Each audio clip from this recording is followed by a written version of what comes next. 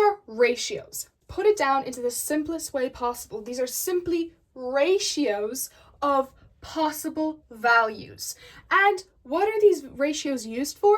They're used to find angles, and only angles. So say, for example, right angle triangle, right? I have an angle A. And within every triangle, each side is designated to either sine, cosine, and tangent. So to know which is which, right, we have 3 other new words to learn in this case. The side that is directly across the 90-degree angle is called the hypotenuse.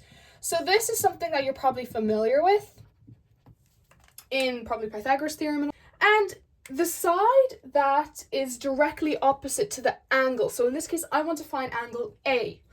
Angle A, directly opposite to this, right, not the hypotenuse, directly opposite to this is called simply opposite. And then whatever side is essentially left is called adjacent. So we have hypotenuse, opposite, adjacent. Hypotenuse directly opposite to the 90-degree angle. We have opposite directly opposite to the angle, and then whatever is left, adjacent. So from these 3 words, we kind of have small little formulas for each of the sine, cosine, and tangent. You want to find sine, right? What that is, the formula, let's just say, is opposite all over hypotenuse. And cosine is adjacent all over hypotenuse. And then tangent is simply opposite all over adjacent. Now let's apply this to a question. Here's a right angle triangle, right? And I'm trying to find this angle, which is also called A. Not every angle is going to be called A, right? And the values of 5, 3, and 4 are all evident, right? And they're telling me to find sine, cosine, and tangent of this triangle. And I can do that. So firstly, name the lengths or identify each side of this triangle. So directly opposite to the right angle is the hypotenuse. Usually what I do is I just put the first letter and I circle it. That's all. Then the side that is directly opposite to the angle is opposite. And the angle that is left is called adjacent. Okay, so there we go. I have my H, O, and A. So with these values, I can now substitute this into sine, cos, and tan. So to find sine, so this, I'm just going to state the fraction once again, is opposite all over hypotenuse. So first I'm going to look at my opposite, which is 3, and substitute it in 3. And what is my hypotenuse? It is 5. That's my answer. 3 all over 5. Fractions, and just a little bit of a reminder, fractions are ratios, okay? It's another format for that. So that's my answer. We're going to solve on how to figure out the actual angle. So this is the ratio in itself. Now let's find cosine. And you can actually, just to make this a little bit more easier and actually to, make it more stand out, you can write the angle A, right? And then this will be very significant because you'll see in why these are so important and why you should know the order in which all of these are in. So cosine A, so what it is adjacent all over hypotenuse. So adjacent, which is 4, I'm going to substitute that in, and hypotenuse, which is 5, that's my ratio of cosine, right? Now, tangent, that's what I want to find of A, okay? And that's going to be opposite all over adjacent. So opposite 3 all over adjacent 4. These are my ratios, okay? Now you're probably wondering, well, why don't you just solve for the actual angles in itself? Let's do that.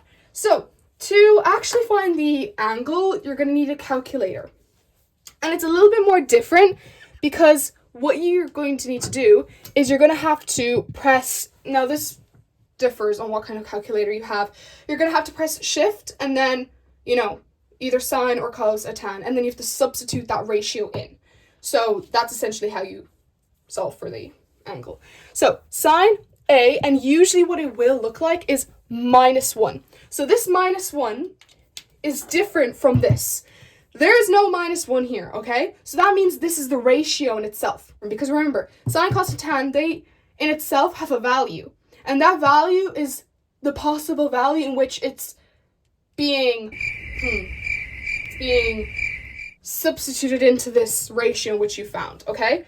So just to think of it in other words, sine, cos, and tan, they don't have fixed values, if that makes sense. Yeah. And when you put this into the calculator, you press shift, this is called inverse. So this -1, that's called inverse. And when you put inverse, you're finding the actual value of this angle, of the angle A. Sine is 3 all over 5. If you put shift, sine, and then you put in this value, it will give you 37. 37 degrees. Okay, let's do the same with cos. So the angle of A, -1, crucial for that because that is different. That's you putting the inverse of it, is 4 all over 5. And then you put that in, that will also give you 37 degrees. Okay, let's do tan. Tan of A, -1, the inverse of it, is 3 all over 4, and that will also give me 37. Now, why are all these values the exact same? 37, 37, and 37. Why are all of these the same? Well, like I said, what you're basically doing here, sine, cos, tan, you are finding the value of the same angle. So, sine is opposite all over hypotenuse. You're using these two values to find this value. But essentially, in the end, for sine, cos, tan, you're finding the same angle. So your answers are going to be the same. Now, this differs for when you have, when you need to find the actual angle. So like these two sides are kind of cutting in on each other to make this angle. So realistically, you would use adjacent all over hypotenuse. So adjacent all over hypotenuse is cosine.